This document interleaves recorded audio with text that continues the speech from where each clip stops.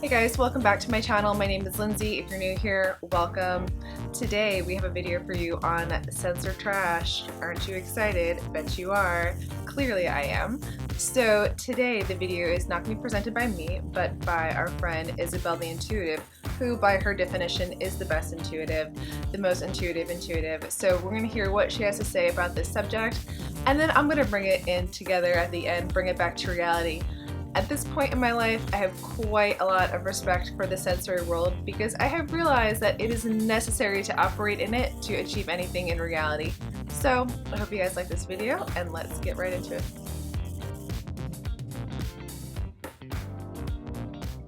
Hi world, my name is Isabelle and I am extremely intuitive.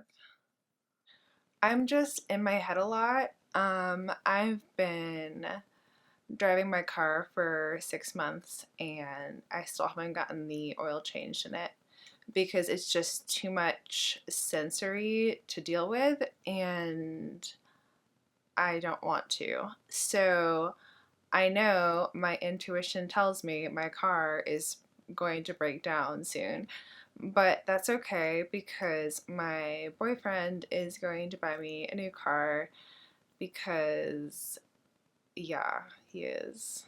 No, I told him he needs to buy me a new car because my intuition told me my car was going to break down.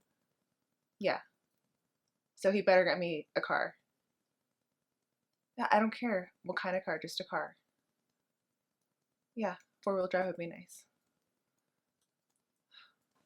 Work, yeah, so I haven't worked in 3 years, and that's because I've been working a lot on thinking about writing my book, and it's just really fulfilling and meaningful to me, and it's more than just going through a sensory experience of the day-to-day actions that mean nothing, and I am believing and making things in my head that are so much more impactful.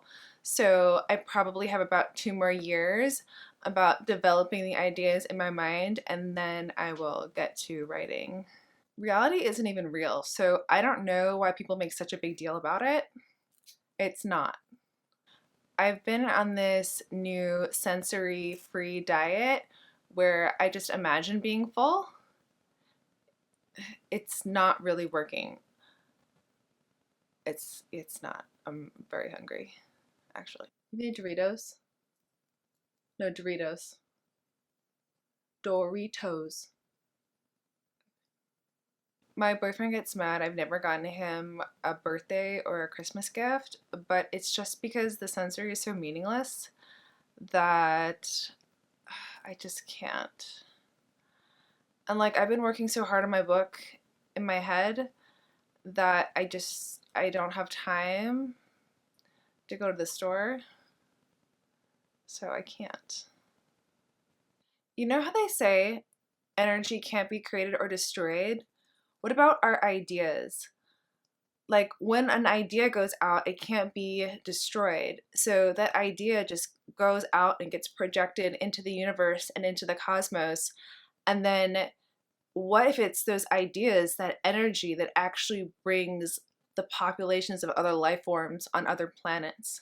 Wouldn't that make sense? What if our ideas are really creating the realities that is the sensory world? That means that we really are better. You create your own reality. So if a certain sensory thing doesn't resonate with me, I just choose to not make it a part of my reality. So I'm sorry, your attitude is not going to be a part of my reality. I'm sorry, IRS, those taxes are not a part of my reality because I have chosen to not incorporate them. My laundry, I get it sent out because I can't deal with it. And I don't want to learn to deal with it. People say I'm not a productive member of society, but that's because society doesn't produce anything that's productive for me. It's just way too sensory for me. Society could benefit from the concepts within my own mind, but they're gonna have to wait till my book comes out. I'm actually thinking about hiring a ghostwriter so that when I fully conceptualize my ideas, I don't actually have to do any of the writing process. And it's just taking away that like one piece of sensory that will just make me so much more fulfilled in my end result of having my book.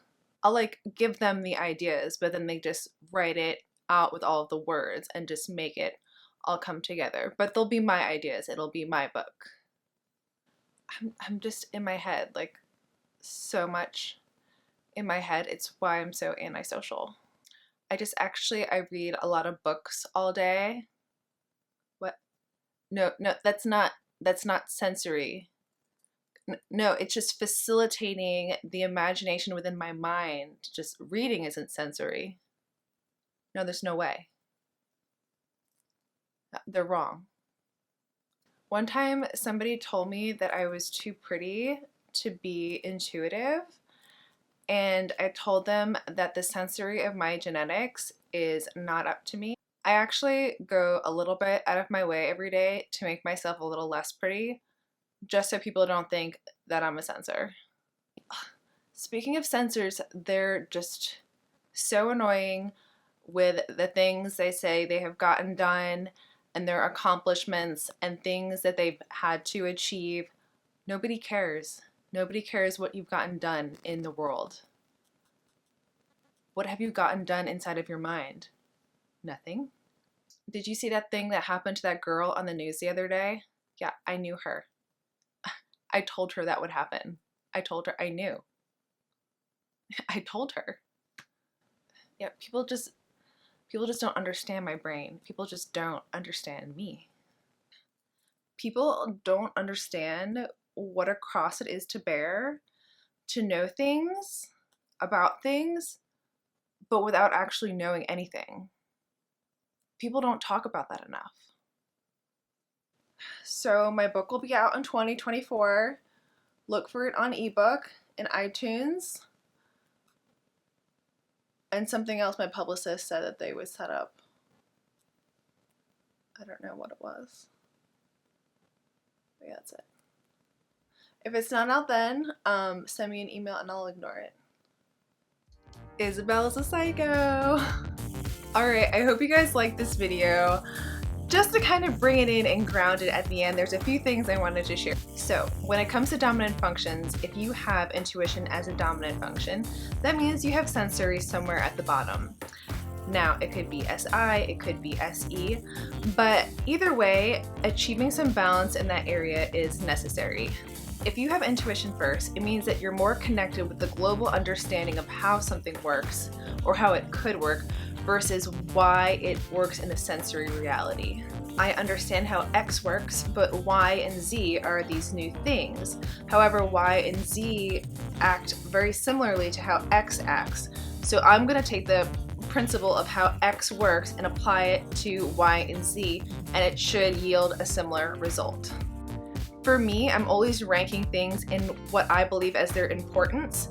So to me, getting to the one main goal I'm looking to achieve, the one thing that I am after, that's what's most important. So I will skip over little sensory things on my way. I will skip past the present moment so quickly because I'm so focused on what will be happening that all this little stuff doesn't matter. But the flip side is a lot of the times that little stuff it does matter, and it is the little things that can trip us up in the sensory world if we're not careful. So a few reasons why intuitives should love the sensory things of life. The sensory world is necessary for achieving anything in reality. You can either play the game or you can get played by it, and I'm not getting played by the sensory game, or I'm trying not to anymore. 2, actioning things in the real world is how you put your intuition to actual use. So instead of just being in your head all the time, put some action behind it, make it happen in the real world. And 3, vision requires motion. So you can dream it up, but until you start actioning it in reality, it's just a dream. So dream on, but do the thing as well. Alright guys, that's it for today. I hope you liked this video. I hope you found it entertaining and slightly enlightening. So the sensory world is just how things work, man. They need it. That's how the principles come together. It's how it works in reality. Don't get played by the game. You can play it too, even if you're intuitive. So please like and subscribe if you haven't already. I write for a blog, I Think I Feel, that is linked below, and I will see you guys next time. Bye.